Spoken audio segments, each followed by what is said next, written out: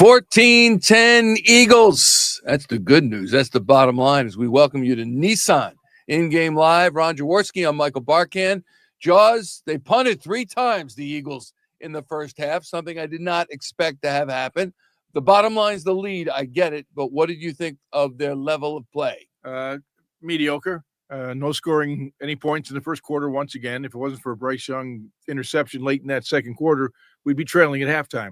Fortunately, the Eagles gathered themselves after that interception, drove down the field, got a touchdown, get the ball coming out the second half, so that twofers could work to our advantage this game. Is it Carolina putting up a good fight, or is it the Eagles just not paying close enough attention to assignments defensively? You put up 14 points and a half, not too shabby. And it did come off an INT by CJGJ. Yep. That's great.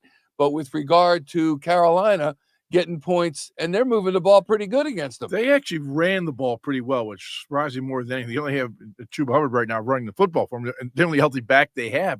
And they are running the ball effectively and moving our defense line, which we haven't seen in quite a while. So they kept them in the game. They had a nice game plan with Bryce Young, the short, quick pass game. He made a horrible throw that gave the Eagles opportunity, which is we're very thankful for that gift that he threw us. But I'm quite honest, I'm very surprised this score is sitting here at 14-10. I thought the Carolina Panthers outplayed us in the first half, although you look at first downs, each team has 9 first downs. Both teams have like 148, 146 total yards. It's been a dead even game. And Carolina is not nearly as good as we are. They are talent-wise not nearly as good as we are. We got to come on a second half and put these guys. But we haven't run the football. I got to look and see what Saquon has. But Saquon's got 9 carries for 49 yards, 5.4 yards per carry. And it seemed like at times they abandoned the run, went to some spread formation, threw the balls and quick pass in the flat, trying to hit the tight ends. But just it didn't look like a team that was ready to play football. And that's what happened. We talked about it in the pregame show. Hey, are they ready to play? And I thought Nick would have them ready to go smoking out of the locker room. They were not. They were not. They took them a while to get warmed up. It took them a while to get going. I expect the team, the Eagles, go out in the second half and blow them away. I really do. I think they have their number right now. They did get some pressure on the quarterback, on Bryce Young. So that was good to see. They got some and forced the interception. Yeah, I thought the front of the Eagles played pretty good. Whether it was Jordan Davis or Jalen Carter, or they really played. Zach Bond. I'll see. You know who played really good?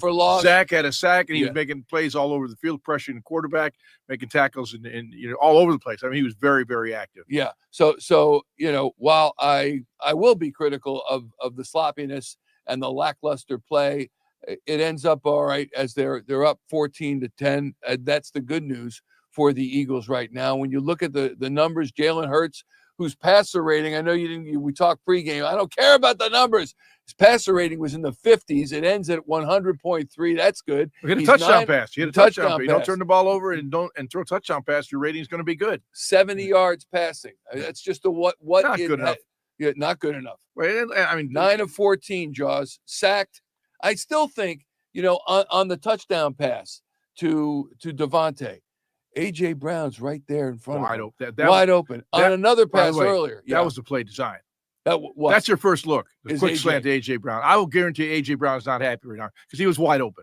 So didn't what get happened? the football. Was he not? Did he not see him? Like, why? What happens on a play like that? Let me call Jalen right now and see. Okay, Jalen.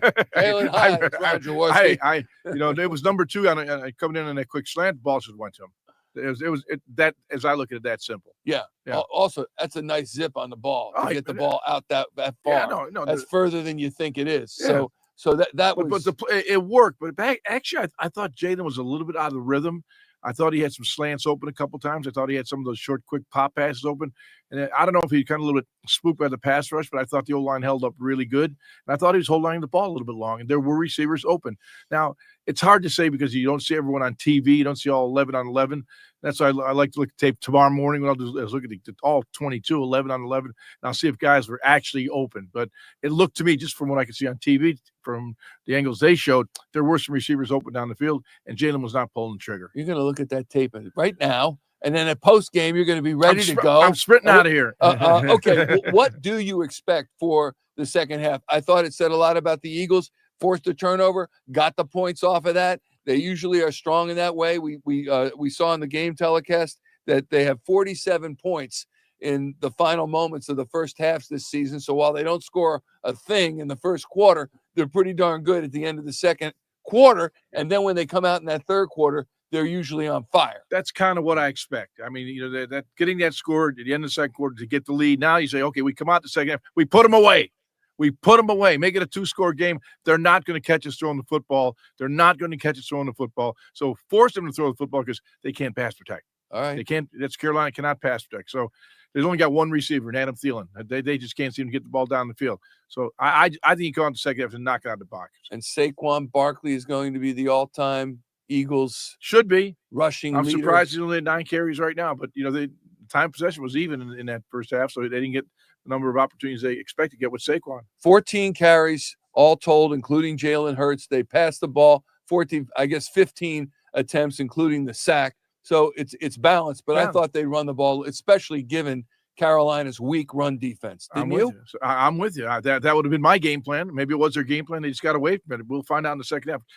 We can run the football against Carolina. So we should do? Run the football against Carolina. Let's do that. All right. We've got to take a break. But reminder, clock hits 0, and the score is recorded in favor of the Philadelphia Eagles. Of course, join Jaws, Barrett Brooks, Reuben Frank, and yours truly for Eagles Post Game Live, NBC Sports Philadelphia, Maine, and Plus channels. We'll see you.